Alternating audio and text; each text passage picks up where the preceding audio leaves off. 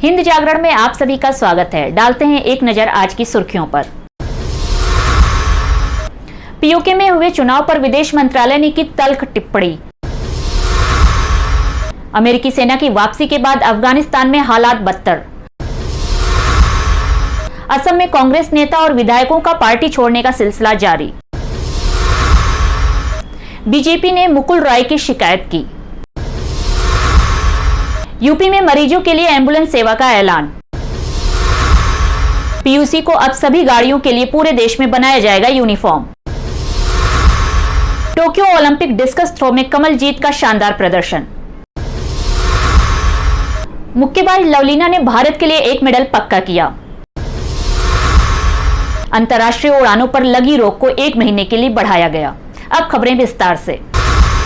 पाक अधिकृत कश्मीर में हुए चुनाव पर विदेश मंत्रालय की तरफ से तल्ख टिप्पणी करते हुए कहा गया कि वहां पर गैर कानूनी तरीके से चुनाव कराए गए हैं, जिसे वहां की जनता ने ही सिरे से खारिज कर दिया है। मंत्रालय की तरफ से स्पष्ट कहा गया है कि पाकिस्तान भारत के उन तमाम इलाकों को तुरंत खाली करे और वहां पर जारी मानव अधिकारों के हनन को रोके। पीओके चुनाव को भारत ने बताया गैर कानूनी। जारी बयान में कहा गया है कि पाक अधिकृत कश्मीर में कराए गए चुनाव गैर कानूनी और पाकिस्तान द्वारा सिर्फ उस सच को छिपाने का प्रयास है कि उन्होंने इन इलाकों पर गैर कानूनी कब्जा जमा रखा है। भारत की तरफ से पाक अधिकारियों को इस बारे में विरोध जता दिया गया है। जोर देकर कहा गया कि ये चुनाव इस सच्चाई को नहीं छिपा सकते कि पाक अधिकृत कश्मीर में लोगों के साथ कैसा सलूक किया जा रहा है, वहां पर कैसे मानव अधिकारों का हनन किया जा रहा। अफगानिस्तान में अमेरिकी सेना की वापसी के बाद से हालात तेजी से बिगड़ रहे हैं। जहां तालिबान लगातार बड़े शहरों पर कब्जा करता जा रहा है, उसी बीच शुक्रवार को पश्चिम अफगान प्रांत की राजधानी हेरात में संयुक्त राष्ट्र के मुख्य परिसर पर हमला हुआ, जिसमें अभी तक एक गार्ड के मारे जाने की खबर है, जबकि कई लोग घायल बताए जा रहे हैं। अफगान अधिकारियों के मुताबिक लगातार तालिबानी लड़ाकों के लिए हेरात शहर में घुसने का सिलसिला जारी है। शुक्रवार को कई घंटों तक अफगानी बलों के साथ आतंकियों की मुठभेड़ जारी रही। इसी बीच रॉकेट और हथगोलों से संयुक्त राष्ट्र के मुख्यालय पर हमला हुआ। घटना पर यूएन ने कहा कि वो हालात की पूरी रिपोर्ट इकट्ठा कर रहे हैं। विश्व स्वास्थ्य संगठन चीफ अधोनोम घेब्रेयेसस ने कहा कि कोरोना महामारी तब खत्म होगी जब दुनिया इसे खत्म करना चाहेगी। ये हमारे हाथों में ही है। उन्होंने कहा कि हमारे पास आवश्यक सभी उपकरण मौजूद हैं। हम इस बीमारी को रोक सकते हैं, हम इसकी टेस्टिंग कर सकते हैं और फिर इलाज भी कर सकते हैं। पिछले हफ्ते WHO ने तकरीबन 40 लाख कोरोना केस रिपोर्ट किए। पिछले 4 हफ्तों में WHO के 6 क्षेत्रों में से औसतन कोविड-19 संक्रमण के 80% केसेस की बढ़ोतरी पाई गई। इस दौरान अफ्रीका में मौतों से 80% की वृद्धि हुई। दुनिया भर में ज्यादातर जो केस मिल रहे हैं वो डेल्टा वेरिएंट के ही हैं। गाड़ियों के पॉल्यूशन सर्टिफिकेट यानी पीयूसी को लेकर आमतौर पर हम ज्यादा गंभीर नहीं होते और न तो नियमित रूप से गाड़ियों का प्रदूषण चेकअप कराते हैं। प्रदूषण चेकअप के नाम पर सिर्फ पीयूसी सर्टिफिकेट बनवाने की रस्म अदायगी ही होती है, भले ही गाड़ी कितना ही धुआं क्यों ना फेंक रही हो। लेकिन अब ये सब नहीं चलने वाला। पीयूसी को पूरे देश में यूनिफॉर्म बनाया जाएगा। पीयूसी सर्टिफिकेट्स को लेकर सरकार ने एक बड़ा फैसला किया है। पॉल्यूशन अंडर कंट्रोल को अब सभी गाड़ियों के लिए पूरे देश में यूनिफॉर्म बनाया जाएगा। लेकिन अब सरकार ने फैसला किया है कि अब पूरे देश में पीयूसी एक समान होगा और साथ ही इसमें कुछ नए फीचर्स भी जोड़े जाएंगे, जिससे गाड़ी मालिकों को सहूलियत होगी। असम में कांग्रेस नेताओं और विधायकों के पार्टी छोड़ने का सिलसिला जारी है। ऊपरी असम की थीरा सीट में जीतने वाले कांग्रेस विधायक सुशांत बोरगोहेन के भाजपा में जाने की अटकलें थी।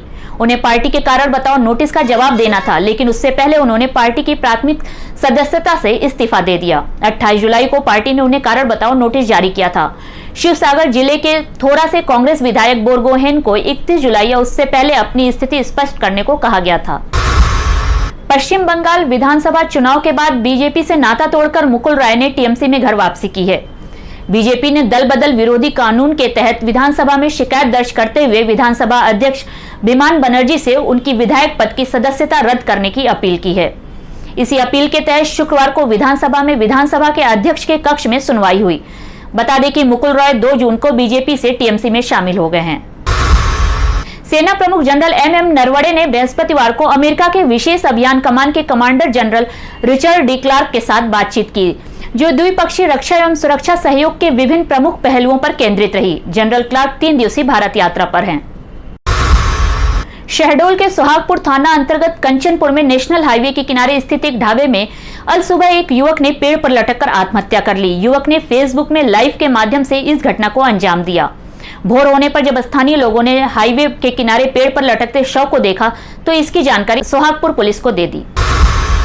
यूपी में मरीजों के तीमारदारों को मुसीबतों का सामना न करना पड़े, इसके लिए सीएम योगी ने शुक्रवार को प्रदेश के सभी जिलाधिकारियों को एम्बुलेंस संचालन की व्यवस्थाओं की सतत निगरानी करने का आदेश दिया है। प्रदेश के सभी जनपद में मरीजों को समय से एम्बुलेंस की सेवा मिले, इसके लिए मुख्यमंत्री ने एम्बुलेंस की उपलब्धता को सुनिश्चित करने के आदेश जारी किए हैं। उन्होंने कहा कि किसी भी हाल में मरीजों उनके परिजनों को उत्पीड़न का सामना न करना पड़े।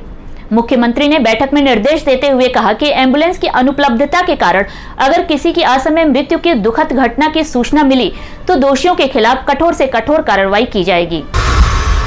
राजस्थान रॉयल के मालिकों ने कैरिबियाई प्रीमियम लीग की टीम बाराबाडोस ट्राइडेंट्स की बड़ी हिस्सेदारी खरीद ली है। कोलकाता नाइट राइडर्स और पंजाब किंग्स के बाद रॉयल्स इंडियन प्रीमियम लीग की तीसरी फ्रेंचाइजी है जो सीपीएल से जुड़ी है।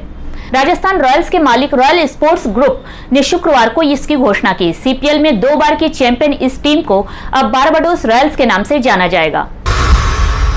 भारत की महिला मुक्केबाज लवलीना बोरगोहाई ने क्वार्टर फाइनल में जीत हासिल करके भारत के लिए एक मेडल पक्का कर लिया है।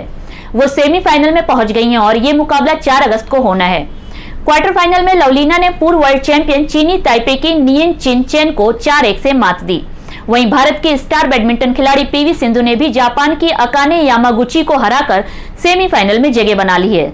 सिंधु ने सीधे गेम्स में जीत हासिल की। आपको याद होगा कि रियो ओलंपिक में सिंधु ने सिल्वर जीता था क्योंकि वे फाइनल में हार गई थी। लवलीना के सेमीफाइनल में पहुंचने के साथ ही टोक्यो ओलंपिक में भारत का एक और मेडल पक्का हो गया है।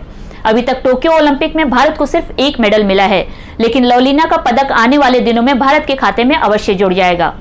लवलीना अगर सेमीफाइनल में हार भी जाती हैं तो भी उन्हें कांस्य पदक जरूर मिलेगा, लेकिन ऐसा पीवी सिंधु के साथ नहीं है। सिंधु भी बैडमिंटन मुकाबले के सेमीफाइनल में पहुंची हैं, लेकिन उनके लिए पदक का रास्ता अभी दूर है।